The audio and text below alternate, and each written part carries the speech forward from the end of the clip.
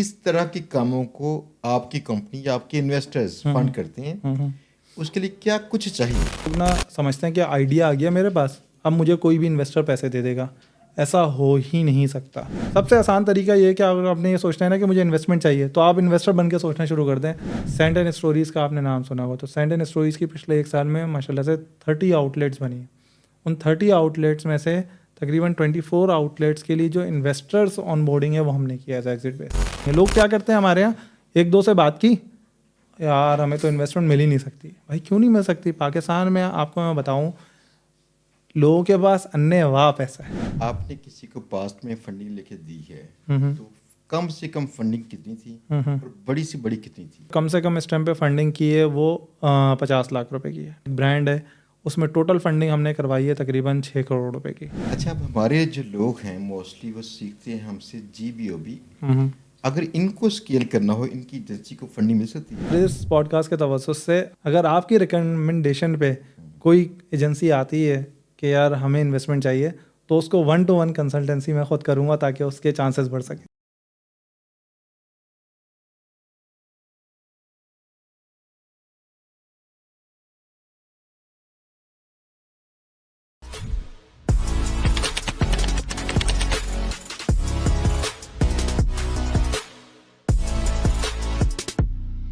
अस्सलाम वालेकुम। उम्मीद है सब दोस्त ठीक ठाक होंगे, ज़बरदस्त होंगे। दोस्तों, हम बात करते हैं पहले कि आप पाकिस्तान में आईटी के तरह तरह के स्टार्टअप्स कर सकते हैं। अगर आप में टैलेंट है, आपके पास आइडियाज़ हैं, लेकिन पैसे नहीं हैं, तो यकीन कीजिए आइडियाज़ महंगे होते हैं, काबिलियत महंगी होती है, पैसे कहीं ना कहीं से आपको मिल ही जाते हैं। अब लोगों ने सवाल ये करना शुरू किया, ये पैसे कहाँ से मिलते हैं, कौन है जो हम पे पैसे इन्वेस्ट करेगा? तो मेरा जवाब ये है कि अगर आप में काबिलियत है, तो यहाँ पे पाकिस्तान के अंदर बेशुमार अपॉर्चुनिटीज़ हैं। ऐसी एक अपॉर्चुनिटी के मतलब आज हमारे मेहमान हैं मोहम्मद नबील साहब। इनकी कंपनी है एग्जिट बेस, और ये कंपनी फ़ंड करती है ऐसे स्टार्टअप्स को जो नए से नए अंदाज से कुछ आइडिया लेके आते हैं, कारोबार करते हैं, उनको फंडिंग दरकार होती है, तो उनको फ़ंड करते हैं ताकि वो स्केल कर सकें, बड़ा कारोबार कर सकें। इनसे बातचीत करते हैं कि ये फंडिंग होती कैसे है, किस तरह से आप अपने आइडियाज़ पे किसी इन्वेस्टर से पैसे ले सकते हैं। तो नबील साहब, बहुत शुक्रिया आपका कि हमारे शो में तशरीफ़ लेके आए। Thank you very much Shahzad भाई इनविटेशन का। आज तो पता क्या, हमारे शो में पहले कभी बात नहीं हुई इस मौजू पे। ये सही। बातें लाजमी हुई हैं कि आप आइडिया लेके आइए और उस आइडिया पे ढूंढिए इन्वेस्टर्स को। तो लोग पूछते हैं ढूंढे कहाँ से? बिल्कुल सही है। अच्छा, आप इन्वेस्टर हैं? मैं खुद भी इन्वेस्टर हूँ और एंजल इन्वेस्टर की कैटेगरी में आप मुझे काउंट कर सकते हैं। अभी डिटेल में हम डिस्कशन भी करेंगे कि एंजल इन्वेस्टर क्या होता है, या इन्वेस्टर की टाइप्स क्या होती हैं, फंडिंग की टाइप क्या होती है। और एग्जिट बेस में मेन मैं थोड़ा सा बैकग्राउंड अपना बता देता हूँ ऑडियंस के लिए ताकि उन्हें समझ में आ जाए। मैंने अपना पहला स्टार्टअप किया था 2015 में, ठीक है। और जो मुझे पहली फंडिंग मिली थी वो तकरीबन 2016 के मिड में मिली थी। और वो सिर्फ हुआ ये था कि मैं अपने फेसबुक के ऊपर बहुत ज़्यादा एक्टिव था, अपने स्टार्टअप के बारे में शेयर करता था। तो एक फेसबुक फ्रेंड थे जो कि यूएस में होते थे, शिकागो में, खुर्रम ज़ुबैरी उनका नाम है। तो वो उनसे दोस्ती हो गई और वो देखते रहते थे, तो उनसे कभी भी कोई फ़िज़िकल मुलाकात नहीं हुई थी। उनका कराची विज़िट था, IBA में उनका एक सेशन था। सेशन के बाद उन्होंने मुझसे मीटिंग की और उस एक मीटिंग में उन्होंने फंडिंग कर दी, ठीक है। तो मेन चीज़ जो मुझे लगी कि वहाँ पे क्यों फंडिंग हुई, वन इज़ कि पर्सनल ब्रांडिंग अच्छी हुई थी अपने स्टार्टअप के पॉइंट ऑफ व्यू से। सेकंड चीज़ कि क्रेडिबिलिटी बन रही थी। जब आप अपने चीज़ के बारे में बार बार शेयर कर रहे हैं लोगों के साथ, तो सामने वाला देखने वाला जो होता है उसे समझ में आ रही होती है कि वहाँ पे हमारे यहाँ क्या होता है पाकिस्तान में अनफॉर्चुनेटली, कि हम किसी भी बिज़नेस आइडिया पे काम करते हैं ना, हम छुपा के रखते हैं। जो चीज़ वो बोलते हैं ना कि जब तक दिखाओगे नहीं कि तो बिकेगा नहीं, ठीक है। तो जो दिखता है वही बिकता है। तो हमारे यहाँ लोग सबसे बड़ी गलती करते हैं कि जो अपना बिज़नेस आइडिया है या अपनी जो चीज़ें हैं उनको छुपा के रखते हैं।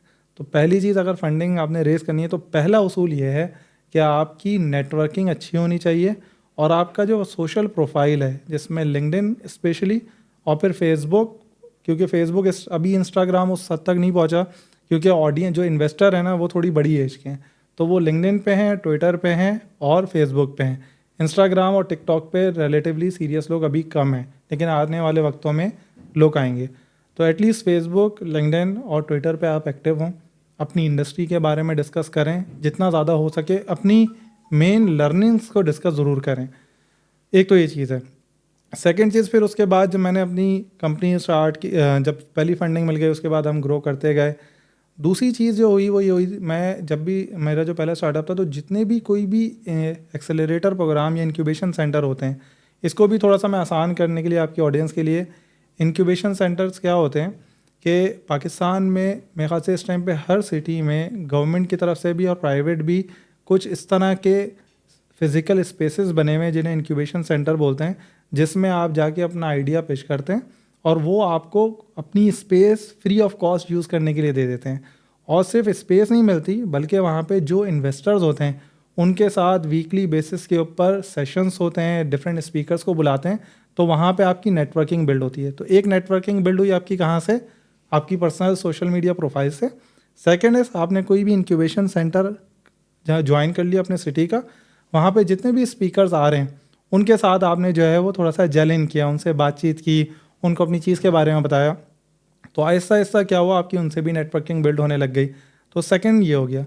फिर उसके बाद क्या किया, जब हम इंक्यूबेशन सेंटर, मेरे ख्याल से उस टाइम पे क्योंकि हमारे पास पैसे नहीं होते थे, तो पाकिस्तान का ऐसा कोई भी इंक्यूबेशन सेंटर नहीं है जहाँ पे हमने अप्लाई ना किया और हमारा सिलेक्शन ना हो। तो हम कराची में भी इंक्यूबेशन सेंटर में इंक्यूबेट हुए, लाहौर में भी हुए, इस्लामाबाद में भी हुए और KPK में भी हुए। उससे हमें फ़ायदा ये हुआ कि पूरी इंडस्ट्री के जो नॉर्मली लोग थे, इन्वेस्टर्स थे, उन सबको पता चल गया कि ये कोई एक स्टार्टअप है और नबील नाम का कोई एक बंदा है जो कि एक काम कर रहा है। अच्छा, एक और चीज़ भी मैं यहाँ बता दूँ कि मेरा कोई फैमिली बैकग्राउंड बिज़नेस का नहीं है, मतलब मेरे फादर ने कभी बिज़नेस नहीं किया और ख़ानदान में भी ऐसा सच नहीं है। क्योंकि कुछ लोगों को एक ये परसेप्शन होता है कि यार नबील भाई के तो अम्मा अब्बा जो है वो इंडस्ट्रियलिस्ट होंगे, तो इस वजह से इनकी नेटवर्किंग थी, ये ख़ुद बिल्ड करनी पड़ी। फिर उसके बाद हमने क्या किया, एक चीज़ होती है इंक्यूबेशन सेंटर, तब होता है जब आप बिल्कुल इस इनिशियल स्टेज पे हैं। फिर उसके बाद सेकंड स्टेज आती है एक्सेलरेटर प्रोग्राम की। एक्सेलरेटर उन बिजनेसेस के लिए होता है जो ऑलरेडी रेवेन्यू बना रहे हैं, उनकी प्रॉफिटेबिलिटी है, अब उन्हें स्केल करना है, ग्रो करना है। तो फिर एक्सेलरेटर प्रोग्राम होते हैं, वो पाकिस्तान के अंदर भी हैं और वो इंटरनेशनली भी हैं। तो हमने क्या किया कि इंटरनेशनली जितने भी एक्सेलरेटर प्रोग्राम हैं उनमें अप्लाई किया। तो उनमें से एक एक्सेलरेटर प्रोग्राम था ब्लैक बॉक्स और एक था ग्लोबल एक्सेलरेटर प्रोग्राम, जो कि टिम ड्रैपर यूनिवर्सिटी है US में, वहाँ पे अप्लाई किया और इत्तेफाक से दोनों में ही हमारा सिलेक्शन हो गया। तो उस एक्सेलरेटर प्रोग्राम को अप्लाई करने के लिए US हम गए। टिम ड्रैपर वो बंदा है जो कि आप समझ लें कि जो पेपाल, टेस्ला और इस तरह की बड़ी जो कंपनीज हैं, इसमें इसने इन्वेस्टमेंट की हुई है, तो इज़ अ बिलियनियर। तो उसके साथ 3 महीने हमने वहाँ गुजारे। तो जब वहाँ हमने गुजारे 3 महीने, तो वहाँ पे उन लोगों से सीखा और वहाँ पे जितने भी एंजल इन्वेस्टर्स हैं उनके साथ कांटेक्ट रखे। 3 महीने बहुत ज़्यादा होते हैं। तो वहाँ पे जब लोगों को अपना आइडिया पेश करते रहे, तो वहाँ से हमें सेकंड इन्वेस्टमेंट मिली। ये मिली थी 2018 के एंड में मेरे ख्याल से, वो तकरीबन 3 करोड़ के आसपास थी। तो आप सोचें कि मेन चीज़ जो इन्वेस्टमेंट में रोल प्ले करती है ना, आफ्टर आपका प्रोडक्ट के बाद आपकी अपनी क्रेडिबिलिटी, तीसरी, क्योंकि जाहिर सी बात है प्रोडक्ट अच्छा नहीं होगा, उसका मार्केट साइज़ अच्छा नहीं होगा, तो जाहिर सी बात है आपको सेकंड स्टेज पे आएंगी नहीं। सेकंड स्टेज आपकी अपनी क्रेडिबिलिटी होनी चाहिए, आपका अपना एक्सपीरियंस होना चाहिए, और फिर थर्ड जो है आपकी नेटवर्किंग। तो उस नेटवर्किंग के थ्रू हमें एक और जो है वो फंडिंग मिली और फिर उसके बाद हमने अपने उस बिज़नेस को बहुत ज़्यादा ग्रो किया। अच्छा, जब मैं US गया ना तो US में YC, एक वाई कम्बिनेटर के नाम से एक्सेलेरेटर प्रोग्राम है, बहुत वेल नोन है, मतलब दुनिया का सबसे बड़ा एक्सेलेरेटर प्रोग्राम है। तो वहाँ पे जितने भी बड़े बड़े लोग जिन्होंने मिलियंस और बिलियंस डॉलर्स की कंपनी बनाई, उनके साथ इंटरेक्शन हुआ, उनके सेशंस लिए। तो जब मैं पाकिस्तान वापस आया ना, तो मुझे रियलाइज़ हुआ कि पाकिस्तान के जो लोकल फाउंडर्स हैं, अब वो हो सकता है कोई स्टार्टअप कर रहे हो, कोई छोटा बिजनेस कर रहे हो, कोई एजेंसी रन कर रहे हो, ऐसी एजेंसी हो सकती है, सॉफ्टवेयर हाउस हो सकता है, उनको उस लेवल की अंडरस्टैंडिंग नहीं है। और हमारे यहाँ लोगों में एक और जो सबसे बड़ा मैं कह रहा हूँ माइंडसेट का मसला है ना, वो एक सेठिया माइंडसेट है हमारा। आप देखें US में अगर कोई भी कंपनी ग्रो होती है ना, जैसे फेसबुक है, वो इतनी ग्रो कैसे हो गई? Mark Zuckerberg no doubt talented था जब भी उसने सॉफ्टवेयर बनाया, लेकिन उस टैलेंट के साथ अगर वो इन्वेस्टमेंट नहीं लेता तो वो इतना ग्रो नहीं हो सकता था। पाकिस्तान में क्या होता है कि लोग टैलेंटेड होते हैं, वो थोड़ी सी चीज़ बनाते हैं, महीने के कुछ पैसे आने लगते हैं, वो बोलते हैं बस अब मुझे किसी और को हिस्सा नहीं देना। तो इसकी मैं अच्छी एग्जांपल ये देता हूँ कि लोग बोलते हैं कि यार मैं अगर दे दूंगा ना किसी को अपनी कंपनी में शेयर, तो मेरे जो है वो पार्टनर बन जाएगा। लेकिन अगर आप इन्वेस्टमेंट नहीं लेते तो आपका जो केक का साइज़ है ना, फॉर एग्जांपल 1 पाउंड है, तो 1 पाउंड के केक के आप 100% हो रहे हैं, ओनर हैं, ठीक है। लेकिन अगर आपने इन्वेस्टमेंट ले ली और इन्वेस्टमेंट लेने के बाद आपने उस केक का साइज़ 10 पाउंड कर दिया, तो अगर आप 50% के ओनर भी हैं ना, लेकिन आपका साइज़ कितना हो गया, 5 पाउंड। तो लोग ये नहीं समझते। जबकि यूएस में जो ग्रोथ, स्टार्टअप या बिजनेसेस के ग्रोथ का जो सबसे बड़ा रीज़न है, वो दोनों साइड पे, मतलब फाउंडर साइड पे भी और इन्वेस्टमेंट साइड पे भी, मतलब इन्वेस्टर साइड पे भी। वहाँ क्या होता है, कोई भी अच्छा आइडिया होता है लोगों के पास, उन्हें ग्रो करना होता है, तो वो इन्वेस्टर्स के पास जाते हैं और इन्वेस्टर्स उनमें इन्वेस्ट करने में इंटरेस्टेड भी होते हैं, और जो फाउंडर है वो अपनी इक्विटी शेयर करने में भी इंटरेस्टेड होते हैं। एक और चीज़ जो मुझे लगता है कि अगर एज अ इन्वेस्टमेंट आपने, फॉर एग्जांपल किसी बंदे ने एसईओ एजेंसी स्टार्ट करनी है, ठीक है, अब उसके लिए उसे इन्वेस्टमेंट चाहिए, उसको लगता है कि यार मैं, क्योंकि देखें फॉर एग्जांपल अगर आपके पास कोई पैसा नहीं है तो आप एसईओ एजेंसी स्टार्ट करेंगे, 500,000 तक पहुंच जाएंगे, उसके बाद आपको ग्रो करने में टाइम लगेगा, हो सकता है 4 साल 5 साल लग जाए। लेकिन अगर 5-6 मिलियन पाकिस्तानी रुपीस की फंडिंग मिल जाए तो वो ही रास्ता जो है वो आपसे 1 साल में हो सकता है तय कर लें, राइट। तो हमारे यहाँ क्या चीज़ मैंने देखी है कि नॉर्मली जो हमारे, एक तो ये कि इन्वेस्टमेंट लेने में डरते हैं कि यार मैं किसी को क्यों पार्टनर बनाऊँ। दूसरा जो नॉर्मली लोग गलती करते हैं ना, वो ये करते हैं कि मेंटोर नहीं बनाते। जैसे फॉर एग्जांपल किसी ने गैस पोस्टिंग की एसईओ एजेंसी खोलनी है, तो एक तरीका उसके पास क्या है, जो नॉर्मली पाकिस्तानी ज़्यादातर करते हैं कि यार मैं खुद करूँगा और मैं किसी को मेंटोर शेंटोर नहीं बनाऊंगा, मैं क्यों उसे दूँ। दूसरा तरीका ये है कि वो शहजाद भाई के पास आए, शहजाद भाई से बोले शहजाद भाई आप मेरे गुरु हैं, मुझे मेंटोर करें, और आप मुझे मेंटोर करेंगे तो मेरी कंपनी में इतना परसेंटेज आपको एज आ एडवाइजरी या मेंटोरशिप के ऊपर दे दूंगा। तो शहजाद भाई का क्योंकि 15-20 साल का एक्सपीरियंस है, तो शहजाद भाई की गाइडेंस से जो काम खुद उसने 2-3 साल 4 साल में करना है, और हो सकता है वो ना भी हो उससे क्योंकि उसका एक्सपीरियंस नहीं है, लेकिन शहजाद भाई की गाइडेंस से वो चीज़ 6 महीने में हो जाएगी। तो पहली चीज़ गाइडेंस मिलेगी, सेकंड चीज़ उसे क्या मिलेगी कि वो जो डायरेक्शन है, उस डायरेक्शन में शहजाद भाई का नेटवर्क भी बिल्ड हुआ हुआ है। और शहजाद भाई अगर बोलेंगे लेट्स सपोज मुझसे कि यार नबील ये बच्चा अच्छा है, मैं ऑलरेडी इसे एडवाइस कर रहा हूँ, इसको इन्वेस्टर दिला दो, तो आप बताएं किस में प्रोबेबिलिटी उसे ज़्यादा मिलेगी। अगर एक बच्चा आया मेरे पास, उसने बोला मैं $1000 कमा रहा हूँ लेकिन मेरा कोई एडवाइज़र नहीं है, मैं खुद कर रहा हूँ। दूसरा बच्चा आया, उसने बोला सर मैं $1000 कमा रहा हूँ, शहजाद भाई मेरे मेंटोर हैं, आप इनसे मेरा जो है टेस्टिमोनियल ले सकते हैं, तो आप बताएं किसको ज़्यादा चांसेस हैं। सेकंड को ज़्यादा चांसेस है। हमारे लोग ये समझते ही नहीं है। हमारे यहाँ अनफॉर्चुनेटली ना, हमारी कौम ना इन जनरल ना शुक्री कौम है। मतलब जो बंदा सिखाता है ना, वो उसको ना थोड़ा सा सीखें, ये नहीं कि थोड़ा ज़्यादा सीखने के बाद गालियाँ दें, थोड़ा सा सीखने के बाद देखें। अगर आप देखें सनी अली जो हैं, लोग बहुत सारे लोग उन्हें बुरा भला कहते हैं, लेकिन मैं ये कहता हूँ कि भाई जो बुरा भला कहता है ना, मैं उससे ये पूछता हूँ ये बताओ कि अमेज़ॉन का वर्ड तुमने कहाँ से सीखा, बस तुम मुझे ये बता दो। मैंने कहा चलो ठीक है, उस बंदे ने कुछ किया होगा, लेकिन अमेज़ॉन का वर्ड तुम्हें किसने सिखाया, वो नाम पहला वही लेता है। तो मैं बोलता हूँ भाई नाशुक्री करने की ज़रूरत क्या है। तो मेंटोर्स का कॉन्सेप्ट बहुत ज़्यादा ज़रूरी है। एक और एग्जांपल मेंटोर की इंपॉर्टेंस के ऊपर, एक है ज़िया चिश्ती, TRG का आपने नाम सुना होगा। ज़िया चिश्ती की एक बड़ी अच्छी चीज़ है, उनके सारी बिजनेसेस में मैंने ये चीज़ बड़ी कॉमन देखी है। जब भी वो कोई न्यू कंपनी बनाते हैं ना, तो खैर वो काफ़ी एक्सपीरियंस है, लेकिन उनकी स्ट्रैटेजी यही रही है। वो क्या करते हैं कि कोई नई कंपनी बनानी है तो उस इंडस्ट्री से रिलेटेड जो वेल नोन लोग होते हैं ना, उनको बोर्ड ऑफ एडवाइज़र बना देते हैं। जब board of adviser well known लोगों को बना दिया और 1-1, 2-2%, 3-3% दे दिए, तो हो सकता है कंपनी के 10% गए बोर्ड ऑफ एडवाइज़र पे, लेकिन उससे जो मिलियंस ऑफ डॉलर का उन्हें रेवेन्यू मिलता है ना, वो बहुत जल्दी मिल जाता है कंपेयर टू कि वो खुद से जो है वो लगे रहें। हमारे यहाँ ना ये कॉन्सेप्ट मुझे लगता है कि अगर किसी ने इन्वेस्टमेंट रेस करनी है ना, तो सबसे पहली इंपॉर्टेंट चीज़ ये होनी चाहिए कि उसके पास एक अच्छा मेंटोर उसकी स्पेसिफिक इंडस्ट्री का होना ज़रूरी है। बड़ी अच्छी आपने माशाल्लाह बातें की। अब सवाल ये है कि लोगों ने, यकीन करें ये वीडियो देख के नीचे आपके नाम को और आपकी कंपनी को सर्च करना शुरू करना है, और ये इतनी सारी आपको दरख्वास्तें मिल सकती हैं जिनमें बेशुमार दरख्वास्तें आपके शायद वो काबिल तवज्जो नहीं होंगी।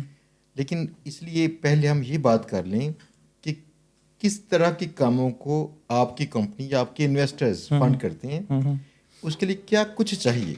सही है। देखिए, अगर लेट्स सपोज आपने इन्वेस्टमेंट रेस करनी है ना, तो पहली चीज़ ये जहन में रखें, एक चीज़ होती है स्किन इन द गेम। बहुत सारे लोग ना, हमारे यहाँ पाकिस्तान में अनफॉर्चुनेटली एक मसला ये है कि लोग ना समझते हैं कि आइडिया आ गया मेरे पास, अब मुझे कोई भी इन्वेस्टर पैसे दे देगा, ऐसा हो ही नहीं सकता। सबसे पहली चीज़ आपने इन्वेस्टमेंट रेज करनी है ना, तो जिस भी पर्टिकुलर, अच्छा हमारे थ्रू किसी भी तरह के बिजनेस में इन्वेस्टमेंट मिल जाती है, वो सिर्फ हलाल होना चाहिए और लेजिट होना चाहिए, ठीक है, दैट इज़ वन थिंग। दूसरी चीज़, वो बिज़नेस ऑलरेडी आपने स्टार्ट कर दिया हो, मतलब उसके अंदर कोई ना कोई ट्रैक्शन मौजूद हो, रेवेन्यू की सूरत में, प्रॉफिट की सूरत में ट्रैक्शन मौजूद हो, और कम से कम भी आपने उसे 8-9 महीने चला चुका हो। ऐसा नहीं हो सकता कि आप जो है वो फॉर एग्जांपल कहीं से आपने कोई कोर्स किया और आपने बोला यार अब मैं एजेंसी खोलनी है, और अभी आपने खुद से कुछ पैसे लाए। बस पैसे, तो इन्वेस्टर नहीं देगा। क्योंकि देखें, आप एज ए इन्वेस्टर बन के सोचें, इन्वेस्टर सबसे आसान तरीका ये है कि अगर आपने ये सोचना है ना कि मुझे इन्वेस्टमेंट चाहिए, तो आप इन्वेस्टर बन के सोचना शुरू कर दें। तो इन्वेस्टर सबसे पहले ये सोचेगा कि भाई तुम्हारा अपना क्या एक्सपीरियंस है। अब एक बंदा आया मेरे पास फॉर एग्जांपल एसईओ एजेंसी के लिए, उसे जो है वो इन्वेस्टमेंट चाहिए। एक एग्जांपल ले लेते हैं, जैसे रियल लाइफ एग्जांपल लेते हैं हम ना। हमारे पास एक बंदा आया, उसने बोला एसईओ एजेंसी खोलनी है और मुझे जो है इन्वेस्टमेंट चाहिए, लेकिन उसने सिर्फ एक कोर्स किया हुआ था, ना अपवर्क पे उसकी कोई प्रोफाइल थी, ना उसने खुद कोई क्लाइंटेल बहुत ज़्यादा काम किया हुआ था। दूसरा बंदा आया जिसने प्रॉपर तरीके से पिछले 1.5-2 सालों से जॉब भी कर रहा था कहीं पे, और अपवर्क पे भी उसने कुछ ना कुछ कमाया था, तो उसका एक ट्रैक रिकॉर्ड था, एक पोर्टफोलियो बिल्ड हुआ हुआ था। वो हमारे पास आया, उसके बाद सबसे पहले हमने देखा कि भाई इसने कितना काम किया है, प्रोफाइल देखी, सारी चीज़ें देखी, हमें समझ में आया कि बंदे को काम आता है, that is one thing. Second चीज़ हमने ये देखी कि जो भी उसने अगर ख़ुद काम कर रहा है और उसकी टीम बनी हुई है, फॉर एग्जांपल चाहे वो 2 बंदों की है चाहे वो 3 बंदों की, तो इसकी फाइनेंशियल बुक कीपिंग हुई हुई है या नहीं हुई हुई। क्योंकि सिंपल सी बात है कि पाकिस्तान में हम सिर्फ आपकी बातों पे यकीन नहीं कर सकते। अगर आप बोल रहे हैं कि मैं $1000 कमा रहा हूँ, तो आपने मुझे प्रूफ करना है कि आप वाकई में चाहे वो $500 हो, चाहे वो $100 हो, लेकिन आपने रिकरिंग का प्रूफ देना है मुझे कि हाँ मैं कमा रहा हूँ। फिर उसके बाद तो फाइनेंशियल बुक कीपिंग का मतलब ये है कि आपकी मंथली इनकम स्टेटमेंट होनी चाहिए। तो एज अ फाउंडर अगर आप सोच रहे हैं कि आपने इन्वेस्टमेंट रेस करनी है, या बल्कि इसको मैं और आसान ले लेता हूँ कि अगर आपने कभी भी अपनी कंपनी स्टार्ट करनी है ना, अब वो कोई भी हो सकता है, वो रेस्टोरेंट हो सकता है, वो कोई ऐसी एजेंसी हो सकती है, वो कोई सॉफ्टवेयर हाउस हो सकता है, आप स्टार्ट करते वक्त ये सोचें कि मैंने इस बिज़नेस को फ्लिप करना है। जब आप इस माइंडसेट से स्टार्ट करेंगे ना कि मैंने फ्लिप करना है, तो आपके लिए काम आसान हो जाएगा। अब देखें क्या होगा, जब आप ये सोचेंगे ना कि मैंने फ्लिप करना है, तो सबसे पहली चीज़ आप करेंगे अपनी कंपनी की स्ट्रक्चरिंग, कि किस तरह से मेरी हायरार्ची बननी चाहिए, टॉप पे कौन होगा, फिर मैनेजर कौन होगा, फिर नीचे कौन होगा। उससे क्या फ़ायदा होगा कि जब आपको पता होगा ना कि मैंने बेचनी है, तो ओनर चेंज होना है, और ओनर तभी चेंज हो सकता है जब नीचे की टीम प्रॉपर बनी हुई हो। तो पहली चीज़ आपने क्या करी, स्ट्रक्चर अच्छा किया। अब आप बिजनेस में फंडिंग रेस करो या ना करो, फ्लिप करो या ना करो, ये चीज़ आपकी ग्रोथ में आपको ज़रूर हेल्प करेगी, राइट। तो पहली चीज़ आपकी हो गई स्ट्रक्चरिंग। सेकेंड चीज़, अगर आपने फ्लिप करना है, तो पहले दिन से लेके अब तक जो भी आपकी इनकम हुई है, कितनी इनकम हुई, कहाँ से आई, उसका रिकॉर्ड, और एक्सपेंसेस कितने हुए, वो सारी चीज़ें उसमें मौजूद होनी चाहिए। पाकिस्तान में ये गलती लोग ये करते हैं, पहली बात तो फाइनेंशियल रिकॉर्ड बनाते ही नहीं है ना, पहली चीज़। दूसरी गलती ये करते हैं कि जो फाउंडर, जो बंदा स्टार्ट करता है, वो अपनी सैलरी इंक्लूड नहीं करता, ठीक है। ये सबसे बड़ा ड्रॉबैक है, क्योंकि जब आप सैलरी इंक्लूड नहीं कर रहे हैं ना, तो इसका मतलब ये है कि आप जो प्रॉफिट बोल रहे हो, अगर आप बोल भी रहे हो, तो वो एक्चुअली प्रॉफिट नहीं है, क्योंकि जब आपकी सैलरी हटेगी तो वो ख़त्म हो जाएगा। तो नॉर्मली तो सेकंड चीज़ के फाइनेंसेस में हर एक्सपेंस को इंक्लूड करें। अगर आप घर में भी काम कर रहे हैं ना, तो थोड़ा बहुत रेंट डालें, उसकी इलेक्ट्रिसिटी का, क्योंकि जाहिर सी बात है अगर आप एसी यूज़ कर रहे हैं घर का, तो बिल तो आ रहा है, तो आप उस चीज़ को इंक्लूड करें। तो ये बहुत इंपॉर्टेंट चीज़ है। तो दूसरी चीज़ क्या हो गई कि आपने फाइनेंसेस अपने पूरे ट्रैक रिकॉर्ड रखने हैं। फिर तीसरी चीज़ क्या है कि अगर आपने बिज़नेस को फ्लिप करना है, तो जितना ज़्यादा बिज़नेस ऑटोमेट हुआ होगा और टेक्नोलॉजी डिपेंडेंट होगा, उतना ज़्यादा आसान होगा उसे फ्लिप करना, क्योंकि जो नया ओनर आ रहा है उसे पता है कि यार सारी चीज़ें ना इन प्लेस हैं, तो मुझे आगे से उन चीज़ों को देखना है, और आप दिखा भी सकते हैं कि यार ये मेरी डेयरी की किस तरह से वो हो रही है। बड़ी बात यह है कि नया ओनर टेक्निकल नहीं है, वो इन्वेस्टर है। यस, उस पहले से आपकी टीम ऐसी बनी होनी चाहिए, कोई भी ऊपर जो की पोस्ट चेंज हो, यस, तो नीचे सिस्टम पे फर्क ना पड़े, ठीक है। तो उसके लिए आपके प्रोजेक्ट मैनेजमेंट टूल जो फ्री अवेलेबल, जैसे ट्रेलो एक बड़ा फ्री अवेलेबल टूल है, आप इस तरह के टूल यूज़ करें स्टार्ट में, ताकि आपको पता हो कि डेली बेसिस पे किस तरह से टास्क असाइन होने, रिपोर्टिंग का पूरा मैकेनिज्म आपका मौजूद होना चाहिए। तो ये आप तभी कर सकेंगे। पाकिस्तान में ये क्यों नहीं होता, क्योंकि लोग ना फ्लिपिंग का कॉन्सेप्ट ही नहीं होता उनके पास। जब फ्लिपिंग का कॉन्सेप्ट, अपना बिजनेस है, अपना बिजनेस है, चलाओ, कोई मसला नहीं है उसमें। आपको लॉन्ग टर्म पे नुकसान होता है, ठीक है। लॉन्ग टर्म पे क्यों नुकसान होता है? क्योंकि पहले तो आप चला लेते हैं, लेकिन जब आपने बड़े प्रोजेक्ट को बिड करना होता है तो वो पूछते हैं लाओ भाई रिकॉर्ड, आपके पास तो रिकॉर्ड ही नहीं होता, तो आपके ग्रोथ में भी आपको नुकसान हो रहा होता है। तो तीसरी चीज़ क्या इंपॉर्टेंट है कि आपने अपने प्रोजेक्ट मैनेजमेंट टूल और टेक्नोलॉजी को यूज़ करना है। और अगर फॉर एग्जांपल आप ई कॉमर्स वगैरह चला रहे हैं तो उसमें order management system proper use होना चाहिए, ERP आपकी प्रॉपर इंप्लीमेंट होना चाहिए। लोग बोलते हैं यार अभी हमारा बहुत बड़ा बिजनेस नहीं है तो ERP हम क्यों इंप्लीमेंट करें? भाई इसका मतलब ये है कि आपकी सोच ही छोटी है। भाई आप यहाँ रहना चाहते हो, आप यहीं रहना आगे चाहते, जाना तो पहले से इंतजामात करो उसके। सिंपल सी बात है कि भाई अगर आपने, होता क्या है ये बिल्कुल ऐसे, जब ये बिल्डिंग बन रही है ना जिस जगह पे बैठे हैं, तो सबसे पहले फाउंडेशन स्ट्रांग होती है। तो ये फाउंडेशनल बिल्डिंग ब्लॉक है किसी भी बिजनेस को ग्रो करने के लिए।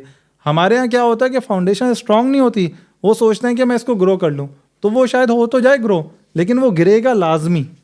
तो ये चीज़ लोग इंक्लूड नहीं करते। तो मैं ये रिकमेंड करता हूँ कि आप टेक्नोलॉजी को यूज़ करें, प्रोजेक्ट मैनेजमेंट टूल यूज़ करें और अपनी सारी SOPs बनाएं हर डिपार्टमेंट की। अब डिपार्टमेंट आपका हो सकता है एक बंदे का हो, लोग सोचते हैं नहीं यार जब होगा ना 50 बंदे तब करेंगे। नहीं भाई, आप हर डिपार्टमेंट वाइज सोचो उसे और इस तरह की टूल यूज़ करो। तो उससे फ़ायदा क्या होगा कि जब आप फ्लिप करना चाहोगे तो आपको फ्लिपिंग आसान होगी, क्योंकि सामने वाला देख रहा होगा यार बस मुझे आना है, बाकी चीज़ तो ऑलरेडी चल रही है, ठीक है। और फिर अगर आपने नहीं फ्लिप करना तो भी आपको फ़ायदा है, क्योंकि आपकी अपनी टीम अच्छी स्ट्रांग चल रही है, आपको मैनेज करना आसान हो रहा है। और अगर आपने फंडिंग रेस करनी है तो जो इन्वेस्टर आएगा तो उसको आपको ज़्यादा बताने की ज़रूरत नहीं है, आपने उसको एक्सेस देना है अपने टूल्स का और आपने बोलना है सर आप खुद देख लें। ट्रांसपेरेंसी इज़ द की ना, क्योंकि इन्वेस्टमेंट तो अगर आपके पास ट्रांसपेरेंसी नहीं है अपनी चीज़ों की, आप बोल रहे हैं कि यार मेरा इतना रेवेन्यू हो रहा है लेकिन आप उसे दिखा नहीं पा रहे। लेट सपोज आप बोलते हैं यार मैं ब्लॉगिंग कर रहा हूँ, लेकिन ब्लॉगिंग करने के लिए आप ये नहीं दिखा पा रहे कि उसके कितने पैसे बन रहे हैं आपके, तो वो क्यों देगा इन्वेस्टर, ठीक है। तो ये 3 से 4 बहुत इंपॉर्टेंट पैरामीटर्स हैं जो आपके पास होने चाहिए। और उसके साथ फिर एक बिजनेस प्लान है और एक चीज़ होती है पेज डेक। बिजनेस प्लान इस kind of detail explanation of कि भाई आपका बिजनेस क्या है, इसकी मार्केट अपॉर्चुनिटी क्या है, कितना ग्रोथ पोटेंशियल है, वो एक डिटेल है। वो अभी हम मैं यहाँ से पॉडकास्ट में नहीं कर सकते, लेकिन हम कभी और एक चीज़ होती है पेज डेक, क्योंकि देखें जो इन्वेस्टर्स होते हैं ना ज़्यादातर उनके पास टाइम कम होता है, ठीक है। तो पेज डेक क्या होता है, एक प्रेजेंटेशन होती है पावर पॉइंट जिसमें 7 से 8 स्लाइड्स मैक्सिमम होती है और उसमें आपने एक्सप्लेन करना होता है कि भाई why you are the best business to invest in. और उसमें सबसे इंपॉर्टेंट चीज़ होती है आपकी टीम, और फिर उसके बाद होता है आपका प्रोडक्ट, क्योंकि टीम अगर अच्छी ना हो तो प्रोडक्ट कितना भी अच्छा हो एग्जीक्यूट ही नहीं कर पाएगा। अब आप सोचें कि अब वही बात आ गई कि अगर जब आप टीम को मेंशन कर रहे हैं और वहाँ पे अपना मेंटोर मेंशन कर रहे हैं ये बंदा, तो डायरेक्टली ट्रस्ट बिल्ड हो गया कि यार this is the right guy, ठीक है। तो ये मेरे ख्याल से इंपॉर्टेंट है, बाकी और छोटी छोटी चीज़ें, लेकिन ये की पॉइंट्स है जो एज अ फाउंडर आपके पास होने चाहिए। और कभी भी आप इन्वेस्टमेंट रेज करने तब तक ना जाएं जब तक आपका रेवेन्यू ना हो। ज़ीरो रेवेन्यू पे आप जाएंगे, आप टाइम वेस्ट करते रहेंगे। अच्छा, एक और इम्पॉर्टेंट चीज़ ये है कि लोग ये समझते हैं क्योंकि पाकिस्तानी कौम है ना माशाल्लाह से, तो हमें जल्दी बहुत चीज़ है। इन्वेस्टमेंट रेज करने का मतलब ये नहीं है कि आप एक बंदे के पास गए और उसने आपको इन्वेस्टमेंट दे दी। जैसे फ्रीलांसर होते हैं ना, वो क्लाइंट हंटिंग करते हैं, तो वो 20-25 क्लाइंट को पिच करते हैं तो 2-3 कन्वर्ट होते हैं, ऐसे ही होता है। तो इन्वेस्टर का भी बिल्कुल सेम मामला है, ठीक है। और इन्वेस्टर का भी सेम मामला इसलिए है कि वो आप 20-25 से मिलेंगे तो उनमें से 1-2 को समझ में आएगी और वो आप पे इन्वेस्ट करेंगे। लोग क्या करते हैं हमारे यहाँ, 1-2 से बात की, यार हमें तो इन्वेस्टमेंट मिल ही नहीं सकती। भाई क्यों नहीं मिल सकती? पाकिस्तान में आपको मैं बताऊँ, लोगों के पास अन्य पैसा है, ठीक है, इतना पैसा यू कैन नॉट इमेजिन, ठीक, लेकिन उनके पास राइट अपॉर्चुनिटी नहीं है। तो अगर आप इथिकल हैं, आप ट्रस्टवर्दी हैं, आपका बिजनेस मॉडल सॉलिड है और आपके दिल में चोर नहीं है, तो ऐसा नहीं हो सकता कि आपको इन्वेस्टमेंट नहीं मिले। टाइम लगेगा ऑब्वियसली, जिस तरह से हर चीज़ में टाइम लगता है, ये ऐसा नहीं है कि आप आए और आपको फ़ौरन मिल जाएगा, लेकिन मिलेगी ज़रूर। अच्छा, अब हमारे जो लोग हैं मोस्टली वो सीखते हैं हमसे GBOB, ये है गेस्ट ब्लॉगिंग आउटरीच बिजनेस, जो कि SEO की एक स्ट्रेटजी है ऑफ पेज लिंक्स बिल्ड करने की। इसमें लाखों लोग ये काम कर चुके हैं और ये पैसे भी कमा रहे हैं। अगर इनको स्केल करना हो, इनकी एजेंसी को फंडिंग मिल सकती है? बिल्कुल मिल सकती है, बल्कि इस तरह के जो ऑनलाइन बिजनेसेस हैं ना, उनको ज़्यादा फंडिंग के चांसेस होते हैं, क्योंकि इसके अंदर जो फेलियर के चांसेस है ना, अगर टेक्निकल एक्सपर्टीज़ है बंदे की तो फेलियर के चांसेस बहुत कम है। जैसे ई कॉमर्स है ना, उसमें फेलियर के चांसेस इसलिए ज़्यादा होते हैं कि वेरिएबल्स बहुत ज़्यादा हैं, कि रिटर्न के मसले है, ये सारी चीज़ है, या कोई फिजिकल प्रोडक्ट है तो उसकी मार्केटिंग करना मुश्किल काम है। लेकिन इसमें ये होता है कि इन्वेंट्री के ऊपर पैसा नहीं लगता, मेनली पैसा लगता है आउटरीच या मार्केटिंग के ऊपर, अपनी सर्विसेज के ऊपर। तो सर्विसेज बेस्ड बिजनेसेस में मिल जाते हैं पैसे, लेकिन वही पहले जो क्राइटेरियाज हैं जो हमने पहले डिस्कस किए वो अगर पूरे कर रहे हो। उसका रीज़न ये है कि इसलिए जल्दी मिल जाते हैं आसानी से पैसे मिल जाते हैं कि जो इन्वेस्टर्स होता है ना, उन्हें पता होता है कि यार कोई इन्वेंट्री तो लेनी नहीं है, अब इसको जो पैसे चाहिए वो या तो टीम बिल्डिंग के लिए चाहिए, ठीक है, या तो उसे फॉर एग्जांपल गूगल एड्स वगैरह रन करने या अपनी कंटेंट राइटर हायर करने जो कि रैंकिंग कर रहा हो। और अगर उसकी एक्सपर्टीज़ है और आप जैसी रिकमेंडेशन है तो उसके चांसेस बहुत हाई हो जाते हैं कि उसे इन्वेस्टमेंट मिल जाए। ये पैसे किसी ऐसे शख्स को मिलते हैं जिस शख्स ने जस्ट एक आइडिया हो, लेकिन आपको लगे कि उसने कन्विंस कर लिया आपको आइडिया से और उसको सीड मनी मिल जाए? अच्छा, इसमें ना ऐसे होते हैं, लेकिन ये मैं एग्जांपल देता हूँ। जैसे एग्जांपल के तौर पे हम लोग खुद भी इस तरह की इन्वेस्टमेंट करते हैं ना, ठीक है, उसमें ये होता है लेकिन बंदे में पोटेंशियल नज़र आना ये लेकिन जो इस तरह की इन्वेस्टमेंट होती है ना वो वही लोग करते हैं जो उस फील्ड को जानते हैं, ठीक है। जैसे फॉर एग्जांपल अगर मैं SEO को जानता हूँ और मुझे पता है कि इसमें क्या पोटेंशियल है, तो बंदे से बात करने के बाद एक आइडिया हो जाता है कि हाँ यार ये जो बात कह रहा है इसमें इसको पोटेंशियल है, लेकिन थोड़ा बहुत उसने ये काम किया हुआ। मतलब ऐसा नहीं हो सकता कि बिल्कुल ही बस आइडियाज़ हों और उसने खुद से हैंड्स ऑन ना किया हो, क्योंकि उसमें जब हैंड्स ऑन नहीं किया हुआ ना उसने, तो बातें तो हम माशाल्लाह से पाकिस्तानी बहुत अच्छी कर लेते हैं, एग्जीक्यूशन इज़ द की। तो एग्जीक्यूशन कुछ ना कुछ होनी चाहिए, लेकिन मिल जाती है, और वो डिपेंडेंट होता है कि सामने वाले का अपना एक्सपीरियंस किस तरह का है। आपने किसी को पास्ट में फंडिंग लेके दी है तो कम से कम फंडिंग कितनी थी और बड़ी से बड़ी कितनी थी? देखिए एग्जाम्पल के तौर पे हमने जो कम से कम इस टाइम पे फंडिंग की है वो 50 लाख रुपए की है, ठीक है, कम से कम जो अभी तक की है। और जो मैक्सिमम फंडिंग की है, मतलब ऑल टुगेदर मैं बता रहा हूँ, एक ब्रांड है उसमें टोटल फंडिंग हमने करवाई है तकरीबन 6 करोड़ रुपए की, ठीक है। तो ये हमारा एक रेंज रहा है, लेकिन वो जो जिसमें 6 करोड़ की इन्वेस्टमेंट करवाई थी उसकी सारी जो मैंने चीज़ें बताई ना वो सारी चीज़ें क्लियर थी, और पता था कि ब्रांड नेम अच्छा है, फाउंडर्स अच्छा है, उनकी क्रेडिबिलिटी है, उनकी रिकमेंडेशंस अच्छी हैं, तो उसके बेसिस पे। क्योंकि जाहिर सी बात है इन्वेस्टर भी जब हम इन्वेस्टर को पिच करते हैं ना तो वो भी ये देखता है सारी चीज़ें, तो सिर्फ हमारी बात पे यकीन नहीं कर रहा होता। तो जितना ज़्यादा आपका ब्रांड वैल्यू होगा, वही बात आ गई कि ब्रांड वैल्यू सोशल मीडिया पे जितनी स्ट्रांग होगी ना, जैसे फॉर एग्जांपल मैं इन्वेस्टर हूँ, आपने बोला शहजाद भाई ने बोला कि यार इस बच्चे पे ना आप इन्वेस्टमेंट देखें, तो सबसे पहले मैं क्या करूँगा, मैं उसकी लिंक्डइन और उसके सोशल प्रोफाइल चेक करूँगा और यूट्यूब चेक करूँगा। अगर उसकी ये सारी चीज़ें स्ट्रांग हैं और वहाँ पे कुछ ना कुछ फॉलोइंग बनी हुई है, तो एक प्लस ऐड हो जाएगा टिक कि यार इस बंदे को चीज़ें आती हैं तभी ये बोल पा रहा है, अदरवाइज तो नहीं बोल सकता। फिर दूसरी चीज़ मैं उसकी बाकी चीज़ें चेक करूँगा, लेकिन अगर वो बिल्कुल भी नहीं है ना एक्टिव, तो फिर थोड़ा सा वो हो जाता है। तो इसलिए मैं लोगों को बोलता हूँ कि अब के दौर में ना अगर आपका डिजिटल फुटप्रिंट नहीं है तो आप समझ लें कि अननोन है। जब फंड आप लेके देते हैं तो आपका इसमें इंटरेस्ट क्या होता है? आपकी कंपनी जो है इसमें क्या चार्ज करती है? प्रॉफिट लेती है, शेयर लेती है किससे लेती है? ओके, तो इसके अंदर 2-3 मॉडल हैं। कुछ इस तरह के मॉडल पे हमने काम किया है कि हमने इन्वेस्टर्स के साथ मिलकर इन्वेस्टमेंट की है, तो उसमें जो भी शेयर होता है तो उसमें कुछ शेयर हमारा होता है, कुछ इन्वेस्टर का शेयर होता है। दैट इज़ वन मॉडल, और वो वेरी कर रहा होता है स्टार्टअप टू स्टार्टअप या बिजनेस टू बिजनेस। किसी चीज़ में हमें लग रहा होता है बहुत पोटेंशियल है, रेलिवेंट टू अवर एक्सपर्टीज़ है, तो हम खुद भी चले जाते हैं। That is one thing. Second is एक होता है कि हम सिर्फ इन्वेस्टर से कनेक्ट करवाते हैं, डील मेकिंग करवाते हैं, और उसमें हमारा लॉन्ग टर्म कोई स्टेक नहीं होता, तो उसमें हम कमीशन चार्ज करते हैं ऑन द डील साइज़, ठीक है। वो दोनों साइड से लेते हैं, इन्वेस्टर साइड से भी और जो फाउंडर है उस साइड से भी, लेकिन वो डील मिलने के बाद। कितने परसेंट? वो वेरी करता है 5% से 10% of the deal size. Deal size ज़्यादा होगा तो परसेंटेज कम होगा, ठीक है, और डील साइज अगर कम होगा तो वाइस वर्सा। सही, ठीक हो गया। अगर किसी शख्स ने आपके थ्रू करना हो, पिच करना हो, तो आप ये अगर उस पर कमियाँ रह गई हैं, फॉर एग्जाम्पल ये लोग काम करना जानते हैं, यस, उस बिजनेस को इस तरह से तैयार करना नहीं जानते जी जी, कि किसी को पिच कर सकें, इनको पिच डेक बनाना नहीं आता, Yes. इनको बाकी बिजनेस का जो वो प्रपोजल है बनाना नहीं इनको आएगा, ये सारे काम कौन करके देगा इनको? ओके, तो इसमें एक मॉडल हमारा ये है, अगेन वही बात के लेट्स सपोज हमारे पास सबसे पहले तो हम ये देखते हैं ना अपनी तरफ से ड्यू डिलिजेंस हम अपनी करते हैं, एक जो अपर लेवल की होती है जिसमें बिजनेस मॉडल, फाइनेंशियल, ये सारी चीज़ें हम देखते हैं, उसी के बाद आगे डिस्कस। फॉर एग्जांपल हमें लगता है कि हाँ इसमें इन्वेस्टमेंट करनी चाहिए, लेकिन ये सारी चीज़ें इसके पास तैयार नहीं है, तो एक ऑप्शन ये होता है हम बोलते हैं हमारी सर्विसेज है, ये आप सर्विसेज लें, इसमें हम ये सारी चीज़ें आपको हेल्प करेंगे, क्योंकि इट विल टेक, अगर किसी के पास कोई चीज़ नहीं है ना, ये तो आराम से 2 महीने लगते हैं इसमें, क्योंकि बैक एंड फोर्थ बहुत ज़्यादा होता है। हम उन्हें बताते हैं, क्योंकि डेटा तो फाउंडर नहीं देना है ना, वो डेटा तो हमारे पास नहीं है, हमारा काम है कंसल्टेंसी देना, गाइडेंस देना। तो अपफ्रंट एक फ़ीस ले लेते हैं और फिर उसके बाद हम उनको इन्वेस्टर से कनेक्ट करवाते हैं, और फिर जब इन्वेस्टमेंट मिल जाती है तो एक कमीशन होता है।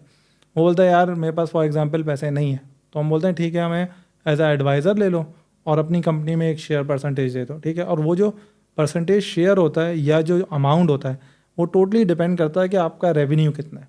रेवेन्यू ज़्यादा होगा तो इसका मतलब है ज़्यादा मेहनत है हमारी, ठीक है, और उसी के हिसाब से हम वो होता है, और वो केस टू केस वेरी कर रहा होता है, उसका कोई फिक्स नंबर नहीं है। इसमें पहले किस किस तरह के कारोबार थे जिनमें आपने उनकी मदद की कि वो इसको बढ़ा सकें, फंडिंग लेके दी? बिल्कुल सही है। जैसे एग्जांपल के तौर पे हमारे पास एक कोवर्किंग स्पेस आया, ठीक है। कोवर्किंग स्पेस को अपनी ग्रोथ के लिए पैसे चाहिए थे, तो उनको इन्वेस्टर्स कनेक्ट करवाए और सारा बिजनेस मॉडल समझाया। अच्छा, उनकी अच्छी चीज़ ये थी, उनके सारे फाइनेंसेस वो थे और सारा बैंक में हो रहा था। तो जिनका सारा बैंक में हो रहा है ना सारी चीज़ें, उनको सबसे ज़्यादा चांसेस होते हैं इन्वेस्टमेंट मिल जाए।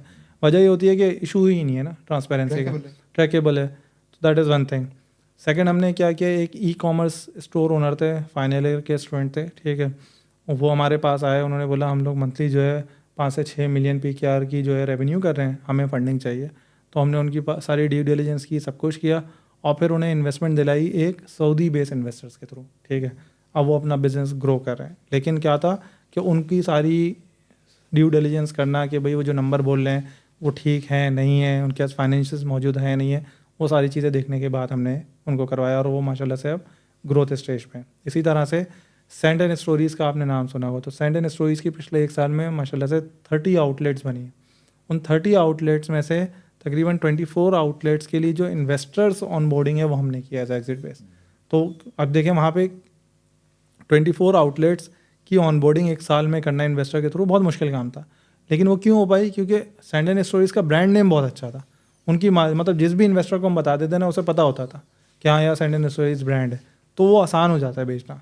तो जितनी आपकी सोशल प्रेजेंस अच्छी होती है उतना ज़्यादा आसान होता है, जितनी आपकी कम चीज़ें होती हैं उतना मुश्किल होता चला जाता है, उतनी कॉस्ट बढ़ती चली जाती है, क्योंकि हमारी तो एफर्ट्स लगती है। अगर आपने सारी चीज़ें प्रिपेयर की हुई हैं तो हमारी एफर्ट्स कम लग रही हैं, ठीक है, तो सारी कॉस्टिंग परसेंटेज सब कम हो गई, लेकिन सारी चीज़ें करनी है तो फिर ज़्यादा हो जाएगी।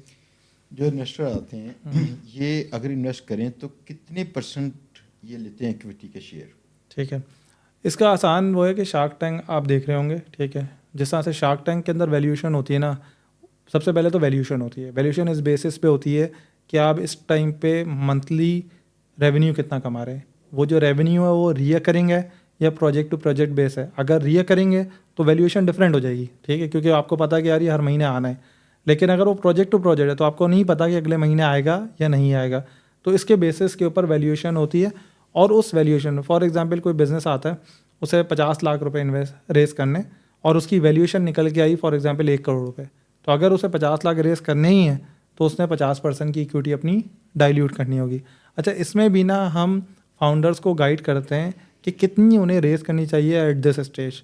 नॉर्मली क्या होता है, हम ये रिकमेंड करते हैं कि आप ना वो फाइनेंसेस जो हम बनवाते हैं ना, उसका रीज़न ये होता है कि हम बोलते हैं ये जो फंडिंग तुम रेस कर रहे हो ना, तो ये कितने अरसे तुम्हें हेल्प करेगी अपने ऑपरेशन सस्टेन करने पे। तो आप सिर्फ इतनी फंडिंग लो जो आपको 1 साल तक ना सस्टेन करने में हेल्प कर दे, क्योंकि अगर आप अच्छा काम कर रहे हो ना और 1 साल सस्टेन करने की फंडिंग मिल जाती है तो इसका मतलब ये कि आप उसमें ग्रो हो जाओगे। तो आप ज़्यादा फंडिंग नहीं लो। कुछ लोग बोलते हैं यार फंडिंग बहुत ज़्यादा मिल जाए, तो आप इनिशियली फंडिंग उतनी लो जो आपको 1 साल सस्टेन करने में आपको हेल्प करे, और उससे फ़ायदा ये होगा कि आपको अपनी इक्विटी कम डाइल्यूट करनी पड़ेगी।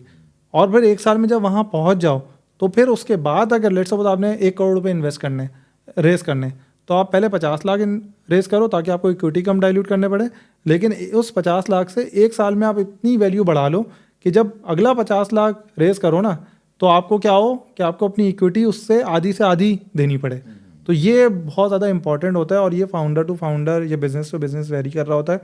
लेकिन हम ये गाइड करते हैं, एक चीज़ इंपॉर्टेंट है इसमें कि अगर आपको इन्वेस्टर ऐसा अगर आप फर्स्ट टाइम फाउंडर हैं और आपको इन्वेस्टर ऐसा मिल गया जो रेलिवेंट टू यूर इंडस्ट्री है डायरेक्टली, फॉर एग्जांपल आप स्कूल रन कर रहे हैं और आपको ऐसा इन्वेस्टर मिल गया जिसके अपने स्कूल हैं और वो आपके अंदर इन्वेस्ट करने में इंटरेस्टेड है, तो आपको अगर ज़्यादा इक्विटी भी देनी पड़े ना तो आप उसके पास चले जाओ।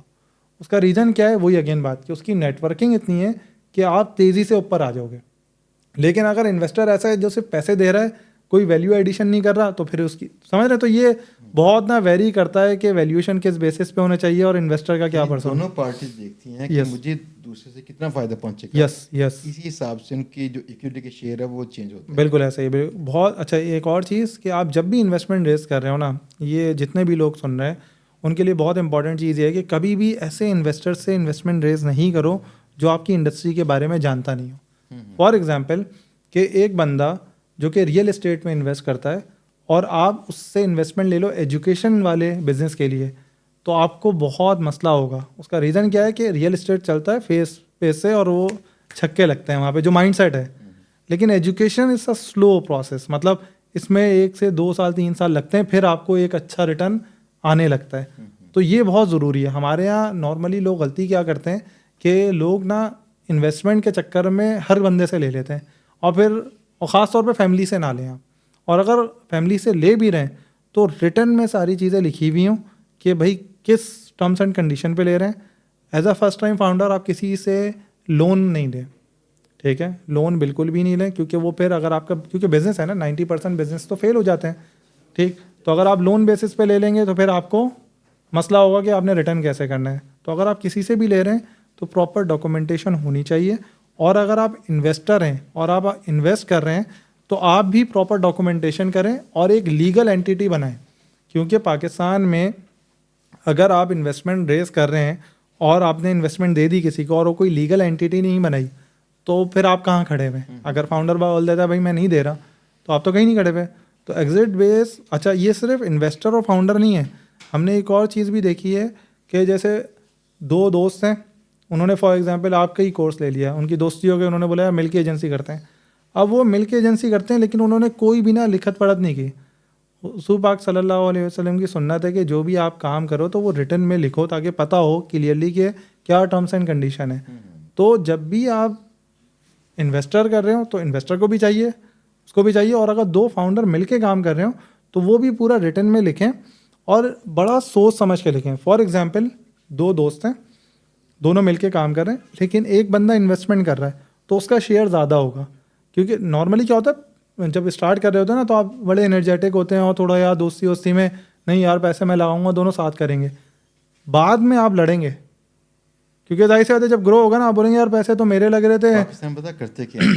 शुरू में दिखाती मरवत और बाद में लड़ाई। ये बहुत बुरी चीज़ है। चाहिए उल्टा करना, शुरू में ना आप लड़ने चाहे यस डील करने से पहले, बिल्कुल, लेकिन बाद में ना अगर कभी कुछ हो जाए तो मरवत तब दिखना, Yes. कुछ भूल जाएं, बिल्कुल। रिश्ते चलते ऐसे हैं।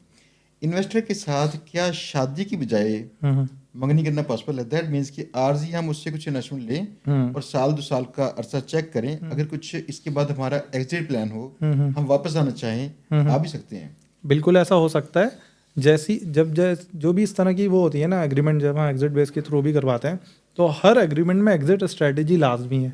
तो एज अ फाउंडर भी और एज अ इन्वेस्टर भी, मतलब 2 दोस्त अगर कर रहे हैं तो वो भी एग्जिट स्ट्रेटेजी ज़रूर लिखें, मतलब अपनी शेयरिंग रिस्पॉन्सिबिलिटीज़ भी लिखें और एग्जिट स्ट्रेटेजी भी। और इसी तरह से इन्वेस्टर से रेस कर रहे हैं तो उसमें भी एग्जिट स्ट्रेटेजी। अब एक एग्जिट स्ट्रेटेजी में एक जो वो होता है ना क्लॉज, वो बहुत इंपॉर्टेंट होता है। वो ये होता है कि अगर आप जब भी अपना शेयर बेचेंगे तो फर्स्ट जो प्रायोरिटी मिलेगी वो हमें मिलेगी। तो अगर फॉर एग्जांपल एक इन्वेस्टर है, उसने इन्वेस्टमेंट की और फिर उसे 2 साल बाद उसे किसी भी वजह से अपना शेयर बेचना है तो सबसे पहले वो फाउंडर से बोलेगा कि फर्स्ट प्रायोरिटी है ना हक शिफा वैसे बिल्कुल ऐसा ही है। मेरे साथ वाला जिम्स है, अगर चीज़ बेचेंगे आप तो पहले उससे यस बिल्कुल ऐसा ही है। अगर वो मना करते हैं तो दूसरा जो इन्वेस्टर आप लेके आएंगे वो भी जब फाउंडर अलाउ करेंगे तब उन दोनों की म्यूचुअल कंसेंट से ही अलाउ होगा।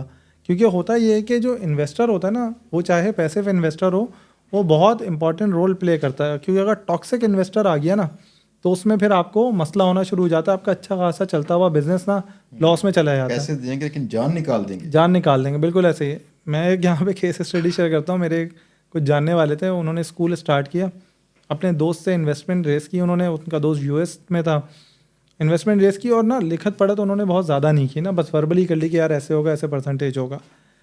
फिर उस दोस्त की हो गई शादी। दोस्त तो ट्रस्ट करता था, बेगम ने बोला कि यार चेक तो करो, तो उसके कहने में आके बेगम के कोई रिलेटिव थे, उनको स्कूल में बिठाना शुरू कर दिया। जिस बंदे को बिठाना शुरू किया वो बिल्कुल ही नकारा बंदा, ठीक है। तो फिर हुआ ये कि आहिस्ता आहिस्ता इतना ज़्यादा टॉक्सिक हो गया कि जो मेरे जानने वाले थे उन्होंने बोला कि यार भाई अपने पास रखो, खुद चलाओ। और at the end of the day क्या हुआ कि वो भी नहीं चला पाए और वो सारी की सारी जो है वो चीज़ डूब गई। तो इसलिए बहुत ज़रूरी है कि रिटर्न में सारी चीज़ें होंगी ना, तो फिर ये मसले मसाइल रिलेटिवली ना होने के बराबर होंगे, क्योंकि जब भी कोई डिस्कशन होगी ना तो आप जाएंगे कि यार पेपर पे क्या लिखा हुआ है। अच्छा, लास्ट ये क्वेश्चन है कि जब कोई इन्वेस्टर किसी न्यू स्टार्टअप पे इन्वेस्ट करता है तो उसे कितना बाउंड करता है?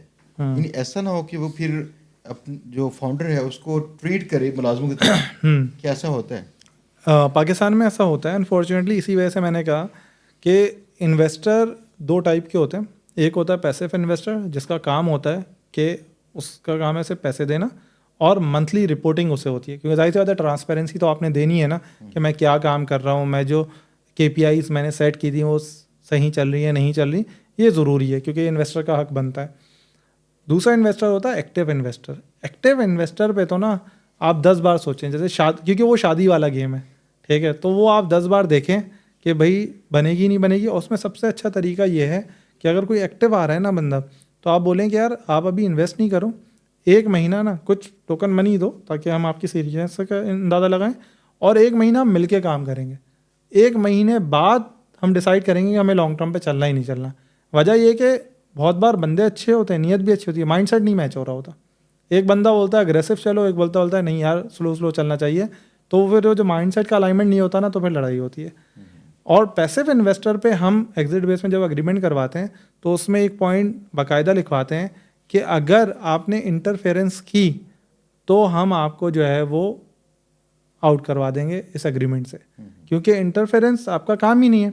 आपका काम है ट्रांसपेरेंसी के ऊपर डिस्कशन करना। क्योंकि पाकिस्तान में ना बहुत सारे, जैसे मैंने ये एग्जांपल दी कि भाई आप तो पैसिव इन्वेस्टर हो तो आपने बंदा क्यों भेज दिया, तो इस तरह से बहुत सारे लोग करते हैं कि अपना बंदा भेज देते हैं और वो उसको ना नॉलेज है ना कुछ है, वो फजूल की ना बातें कर रहा है, तो उसमें तो लाजमी सी बात है चीज़ ख़राब होनी है। तो ये पॉइंट बाकायदा लिखते हैं, और अगर कोई ऐसा आपको कर रहा है तो आप फ़ौरन ही ना उसको बोलो भाई ये आपके पैसे रहे, आप जाएँ दूसरा इन्वेस्टर ढूंढें, क्योंकि आपका बिजनेस उस चीज़ में नुकसान हो जाएगा। एक और इम्पॉर्टेंट चीज़ ये है कि इन्वेस्टर एक पॉइंट ज़रूर लिखवाता है, ख़ास तौर पे जब भी इन्वेस्ट कर रहा होता है। वो ये बोलता है कि यार आप ये जो काम कर रहे हो ना, इस पर फुल टाइम आप काम करते हो। ऐसा नहीं हो सकता कि आप 3 सपोज आप मुझसे इन्वेस्टमेंट ले रहे हैं SEO एजेंसी के लिए और आप 2 SEO एजेंसी चला रहे हैं। डेडिकेशन चाहता है आपकी, वो डेडिकेशन फुल टाइम, हालांकि आप उसके वो नहीं है, एम्प्लॉय नहीं है, लेकिन जाहिर सी बात है जब वो आप पे पैसा लगा रहे हैं तो उसकी सैलरी जो आपकी निकल रही है वो उसी में से निकल रही है ना। तो विच मीन्स आपने 100% फोकस करना है उस बिज़नेस पे, क्योंकि अगर आप कंसिस्टेंट नहीं रहेंगे ना और एक बिज़नेस पे फोकस नहीं करेंगे तो 100% गारंटी है कि ये बिज़नेस नहीं ग्रो होगा। इसी वजह से एक चीज़ जो हमने एग्जिट बेस में बहुत ज़्यादा देखी है वो ये देखिए, आजकल जो यंग लड़के हैं ना वो 2-2 3-3 चीज़ें एक साथ चला रहे हैं, ठीक है। मैं उनको बोलता हूँ कि यार ये 2-2 3-3 चीज़ें एक साथ चला रहे हो, ये आप तब चलाओ जब आपका एक बिजनेस से कम भी महीने का 2 से 3 करोड़ रुपए रेवेन्यू बन रहा हो, तब तो ये लॉजिकल सेंस बनाता है कि आपका फाइनेंशियल मसल्स इतना है कि आप एक अलग सेपरेट टीम बना के कर लो। अब आप 3-3 चीज़ें चला रहे हो, तीनों का कंबाइंड रेवेन्यू जो है वो 20 लाख भी नहीं है। रेवेन्यू की बात कर रहा हूँ, प्रॉफिट तो आप छोड़ दें, तो फिर आप कैसे करोगे, क्योंकि ह्यूमनली पॉसिबल ही नहीं है, आप कितने भी एक्टिव हो।